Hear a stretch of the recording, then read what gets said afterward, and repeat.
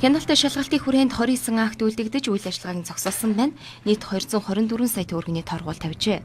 Ихэвчлэн бичиг баримтын зөрчилийг хувааг албаныхан ярьлаа. Компаниуд байгаль орчны менежментийн төлөвлөгөөний тайлан гаргаагүй. Байгаль орчны аудит хийлгээг олон жил болсон. Химийн хорт аюултай бодисыг ялгаж ангилаагүй. Кадастрын зураг байгуулж газрын гэрээ байгуулаагүй. Уурхайн зураг төслийг алдаатай боловсруулсан зэрэг зөрчил илэрчээ. Гэхдээ аж ахуйн нэгжүүдээс гадна бичиг баримт батлах эрх бүхий төрийн байгууллагууд хариуцлагагүй байгааг мэргэжлийн хяналтын байгууллагаас ирж байна.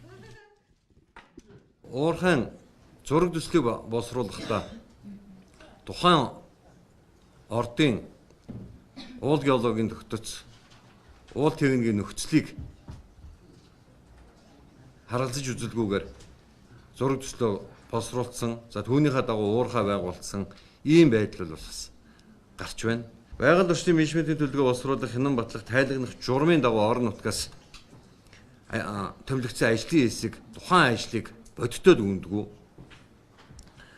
Хэрэгжилтийг нь тухайн бүрдэнд хангуулдаггүй ийм асуудал бол бас харагдаж байгаа. За газар ашиглах гэрээ, ус ашиглах гэрээ, байгаль орчны менежментийн төлөвлөгөө гэсэн энэ бичиг баримтуудыг баталж өгдөг аж ахуйн нэгж төрийн захиргааны байгууллагуудын хувьд бас энэ дээр хариуцлагагүй хандж байгаа зүйл бас байна.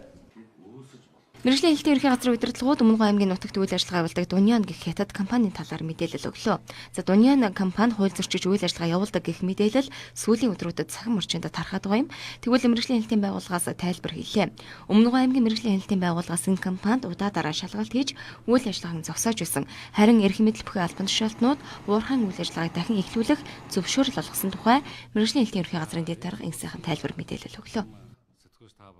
2012 оны 3 сарын 26-ны өдөр энэ Дунган гэдэг компанид бол хяналт шалгалт аймгийн мэргэжлийн хяналтын газраас хийсэн байгаа юм. За энэ одоо хийсэн одоо шалгалтаар бол барилга одоо огсролтын ажлыг одоо зогсоож улсын байцаагч акт үйлдэн энэ үйл ажиллагааг тослон зогсоож одоо зогсоосон байна. За үүний дараа 2 жилийн дараа 2015 онд энэ бол түрүүн хэллээ тийм үү, барилга огсролтын чиглэлээр нь үйл ажиллагаа нь одоо зогсоосон гэж. За 2015 оны хяналт шалгалтаар бол мөн шаардлага хөрвүүлж химийн бодисуудын дэслэгийн материалын одоо хоосон энэ дэслэгийн материалуудын хоосон энэ агуулгад одоо хийгээд мөн түүний лацтаар үйл ажиллагааг зогсоосон байна. 2015 он. За ингээд мөн 16, 17 онуудад бас ингээд энэ хяналт шалгалтууд давхардуулаад ингээд бас явсан. Энэ хяналт шалгалтууд тасраагүй.